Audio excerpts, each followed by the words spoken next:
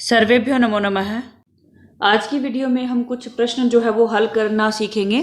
अभी मैं केवल रिवीजन करवा रही हूँ। रिवीजन के अनुसार ही आपके जो प्रश्न आते हैं पेपर में वो आपको सॉल्व करना सिखाती हूँ। प्रश्न देखते हैं। ये प्रश्न भी एक तरह से नया ही ऐड हुआ है, भाषिक कार्य वाला। भाषिक कार्य में आपको क्या करना होता है, सेम वही, या तो क्रियापद बताना होता है या विलोम पद बताना होता है, विशेषण, विशेष्य, कर्ता पद या पर्यायवाची, ये आपको बताना होता है भाषिक कार्य वाले प्रश्न में। और ये 6 नंबर का आता है, नोट करिए 6 नंबर। और इसी प्रश्न में इसका उत्तर है, आपको कहीं नहीं जाना है, प्रश्न यही। इस प्रश्न को हल करना सीखिए बहुत अच्छे से, तो आपको कोई दिक्कत नहीं होने वाली है। तो पहला है आपका कज्जल मलिनम। एक बात और ध्यान रखना, देखिए कौमे के अंदर जो वाक्य लिखा है आपका प्रश्न उसी पर आधारित होगा। देखिए ये कौमे के अंदर है, ये वाली लाइन कौमे में है, ये वाली लाइन, ये सब कौमे के अंदर है। और जो कौमे के अंदर लाइन है ना, प्रश्न भी उसी पर डिपेंड करेगा और उत्तर भी उसी लाइन के अंदर होगा। तो आपको क्या करना है, ध्यान से इस प्रश्न को हल करना सीखना है। चलो आगे बढ़ते हैं। कज्जल मलिनम धूमम मुंचति शत शकटी यानम। क्या कहता है कि काले के मतलब काजल के जैसा धुआं, मलिन धुआं जो है वो सैकड़ों गाड़ियां छोड़ती हैं। ये इस वाक्य की हिंदी है। अस्मिन वाक्य क्रियापदम की। इस वाक्य में क्रिया क्या है? क्रिया मतलब क्या होता है, जो काम होता है। क्रिया क्या होता है, काम होता है। काम मतलब धातु। संस्कृत में क्रिया किसको कहते हैं, धातु को। और धातु कौन सी होती है, जो पठ, लिख, खाद, पठती, पढ़ता, पठंती, इस तरह से रूप चलता है ना। पढ़ती, पढ़ता, पठंती, खादती, खादता, खादंती, क्रीडती, क्रीडता, क्रीडंती। ध्यान से देखना इस प्रश्न को। तो इसमें आपको क्या करना है, क्रिया ढूंढो। पढ़ती, पढ़ता, पठंती के जैसा रूप क्या है इसमें। और एक बात बेटा, केवल छांट के नहीं लिखना, ऑप्शन भी दे रखा है, बिल्कुल भी कठिन नहीं है। तो क्रिया छांटनी है, धातु छांटनी है। पठती के जैसा यहाँ पे क्या है, मुंचती। ऑप्शन नहीं भी होता तो भी कठिन नहीं था, और ऑप्शन भी दे दिया है। मतलब 3 शब्दों में से छांटना है। मुंचती आपका सही ऑप्शन होगा। आगे बढ़ते हैं। क्रुद्धः सिंह इतस्ततः धावती। गुस्से में हुआ शेर इधर उधर भागता है।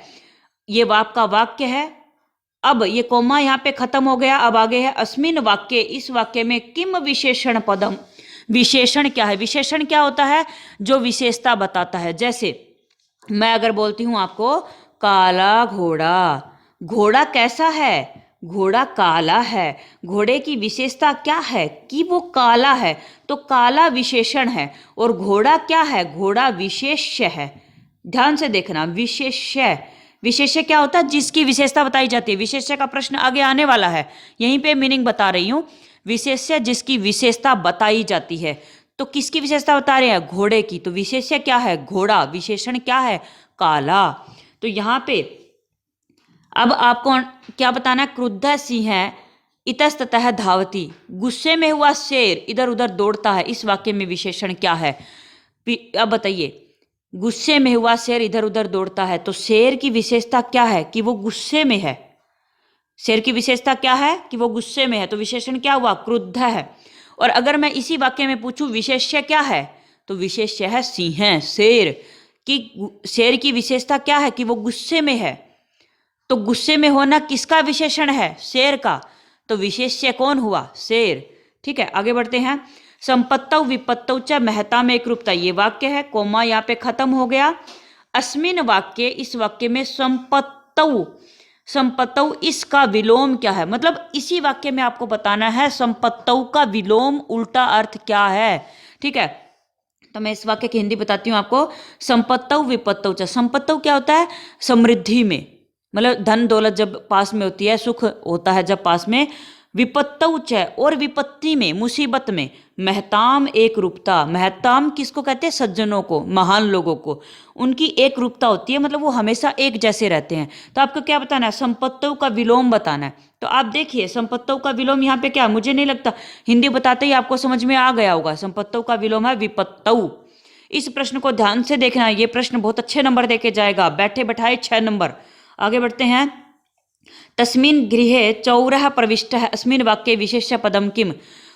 उस घर में चोर प्रवेश हो गया। ये आपका वाक्य है, कौमे के अंदर देख लिया आप।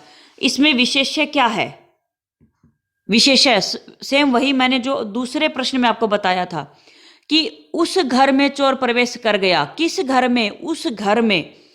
तो आपको यहाँ पे जो गृह है ना, चोर है मतलब चोर, प्रविष्टा प्रवेश कर गया। कौन प्रवेश कर गया? चोर। चोर तो करता है, और चोर क्या काम कर रहा है? प्रवेश करने का काम कर रहा है। चोर करता है, प्रविष्टा क्रिया है। अब गृह की विशेषता क्या है? उस गृह में, मतलब आपको क्या विशेषण क्या बता रहा है?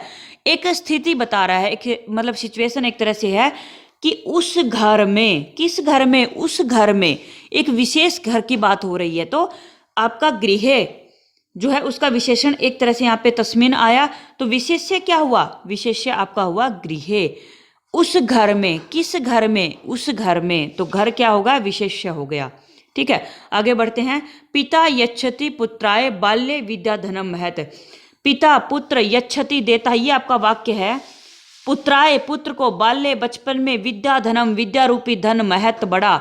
इस वाक्य में कर्तृपदम किम, कर्तृपद बताना है। कर्तृ मतलब कर्ता, कर्ता मतलब जो काम कर रहा है। तो यहाँ पे काम कौन कर रहा है बेटा? यहाँ पे काम कर रहा है पिता। क्या काम कर रहा है? विद्या धन देने का। हमने वाक्य की हिंदी क्या बोली? कि पिता जो है वो बचपन में पुत्र को बहुत ज्यादा विद्या धन देता है। कौन दे रहा है विद्या धन? पिता दे रहा है। तो विद्या धन देने का काम कौन कर रहा है? पिता। तो कर्ता कौन हुआ? पिता।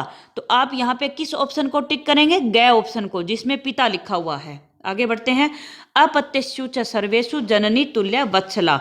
अस्मिन् वाक्ये माता, माता इत्यस्य पदस्य किम पर्याय पदम प्रयुक्तम।